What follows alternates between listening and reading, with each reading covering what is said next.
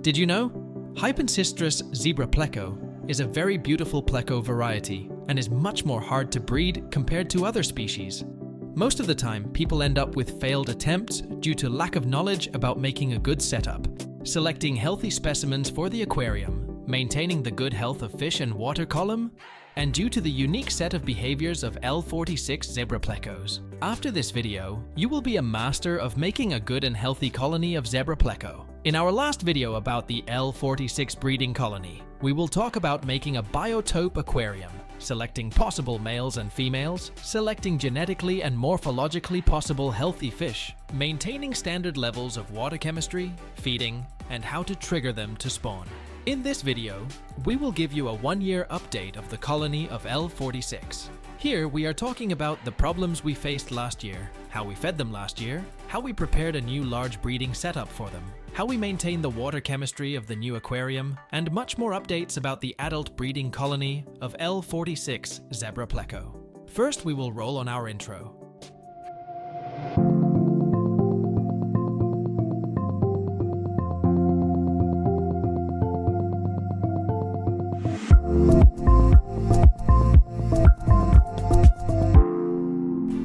The L46 Zebra is a species of small pleco, which are very popular in the aquarium hobby. You can remember that we started to raise L46 colony with very small fish, those who are from different bloodlines. With that group, we went ahead with our breeding project of L46 Zebra Pleco. While we are going forward, we faced an itch infection to the L46 colony, and a combination of multimodal treatment methods got them cured without major deformities. I already made an educational video regarding how I cure the itch in my L46. I will put the link in the description for those who are interested to go through it. While I fed them, I noticed that one fish did not even come to taste the food. He is the smallest fish in my colony, and he used to eat algae instead of other supplementary food. Due to nutrition deficiency, he got emaciated with time. I thought that due to his small size, he would not join the group. Then I put this one in my main planted aquarium, because it had much more variations of foods if he wanted to catch up with the growth again. Following 1 month in my main tank, I realized that he is not eating anything other than algae. Then again, I put this fish with the main colony, and following 5 months of age, he died most probably due to malnutrition.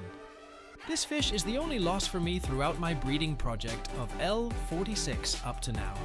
Every week I used to do a 20% to 30% water change. With time I realized that it was too much for them, and I gradually used to do the same water change once in 2 weeks. Time to time, all fish came out for the algae. Every day they are used to eat some algae on the glass. As I mentioned in my initial video, I used much more varieties of foods for them. With that, they are eating all the food. With good food and well-maintained water chemistry in the tank, they grew in a sustainable manner. Following 7 months of keeping the colony in the same tank, I realized that they need much more space now, and I plan to build a new large aquarium for them. I did much more research on how to build a new large breeding setup and how to transfer them to a new tank without any major problems. With my research, I gathered much more knowledge about the process. According to my experience, with more than 1 year of L46 keeping, I decided to go ahead with the perfect new setup for them. The basic and main thing is to make the same setup in a new aquarium to reduce the stress for the fish. I want to duplicate the same hardscape in the new aquarium, which may be easier to them when they are going to settle in the new tank setup. I used a new large tank of 22 gallons. Initially arranged the filter, light, substrate, and plants.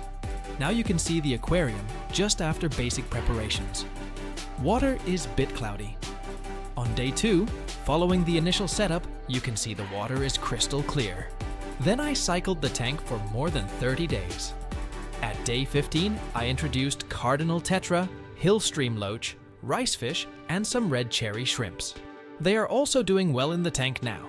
This tank mates reassure the L46 colony in the new setup. I did not change the hardscape settings. I used new breeding caves, which are specially made for the L46 breeding. Used some granite plates. Those plates are natural. Then I added some river sand to the bottom of the tank and some small larva rocks. In my previous setup, I used driftwood and anubias plants. In my previous video, I explained why I used a sponge filter for the tank. This tank is also occupied with a sponge filter. Light is also a dim light. Most of the time, they do not like bright lights. Some shrimp and butterfly loaches will act as cleaning crews for the new aquarium.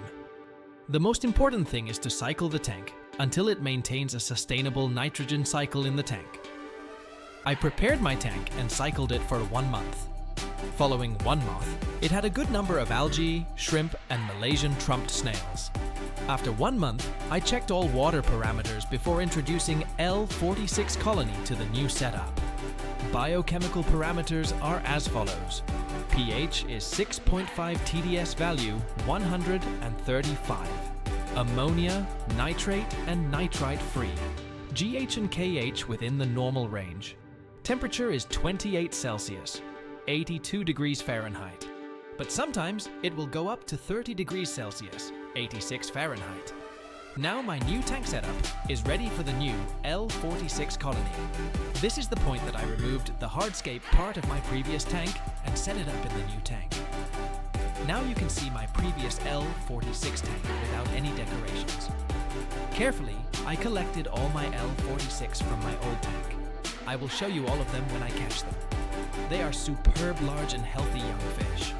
Most of the fish reach 3-inch size, and some are near 2.5 inches. One is small, and it is near 2-inch size. I put them into a plastic bag. It is the best way to do the temperature acclimation. Then I did the temperature acclimation for 1 hour. Then I did the drip acclimation for 1 hour, and transferred all of them to the new tank. You can see at the time of introduction to the new tank, they are very shy and show some aggressive behavior toward each other until they select the places in the tank. After being introduced to the new tank, I am worried about how much time it would take for them to settle into the new setup, because it is the most important period that we should take care of them with closely monitoring. When we introduce L46 into a new setup, they will take 2 to 3 months to settle into the new setup, as per my experience. In my first tank, they took near 3 months to come out as the colony for feeding. Until they realize that they are secure in the setup, they will not come out for the feeding. Until then, we should target feed them. I use the target feeder to feed them. With that, I put food in the area that they are hanging around. Then I closely observed. I noticed that they are eating food, but they are showing very shy behavior. Minimal outside movements will distracting them. They will enter their hiding places. They took 2 months to settle into my new setup. Until they got used to me and my new setup, I closely observed them and looked after them. Finally, they get used to me, and now they are behaving as normal colony. You can see now they are coming out as a whole colony for the foods. They have unique black and white line patterns. There was a special observation. Their line pattern is changed with age. Pattern, thickness, and margins changed with the age. But the basic initial pattern can be identified in the respective individuals. Dot. In this age, we can guess male and female in the colony. According to my knowledge in this colony, I have both males and females.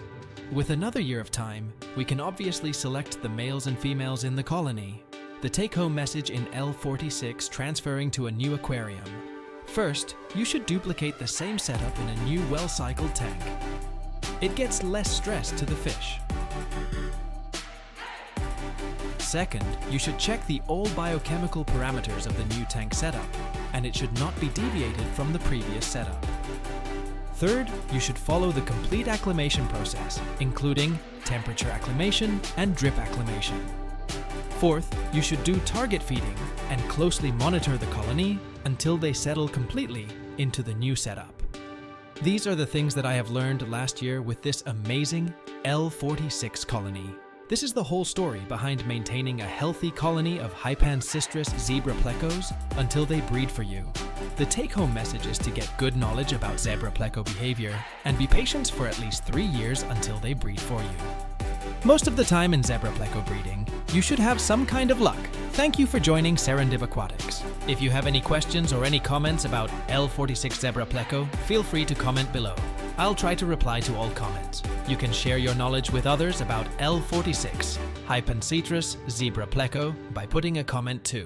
Serendib Aquatics will see you in our next fish breeding video as soon as possible. Hang on with Serendib Aquatics. If you think this will help you with your aquarium journey, please be kind enough to subscribe to the Serendib Aquatic YouTube channel for new updates.